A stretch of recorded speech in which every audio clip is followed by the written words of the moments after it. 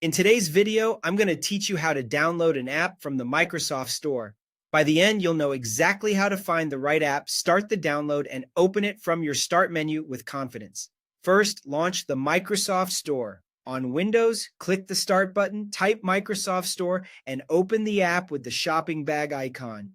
Make sure you're online since everything you'll do next depends on your internet connection. At the very top of the store window, click the search bar. Type the name of the application you want. Examples include Netflix, Spotify, or WhatsApp, and press enter.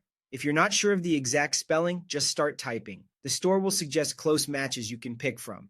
From the search results grid, click the correct app to open its details page. This page is important. Check that the publisher looks official, review the star rating and recent reviews, and skim the description and screenshots so you know what you're getting. It's also a good place to confirm system requirements and see whether the app works on your device. If the app is free, click the blue Get or Install button.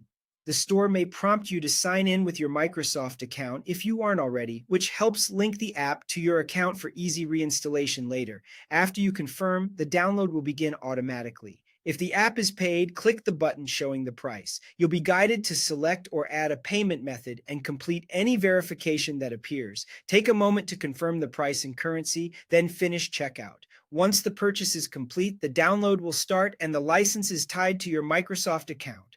As the download progresses, the button text changes to downloading and you'll see a progress bar. You can keep an eye on speed or manage paused items by clicking the library icon in the bottom left corner at any time. From there, you can pause or resume and you can continue browsing the store while the download runs in the background.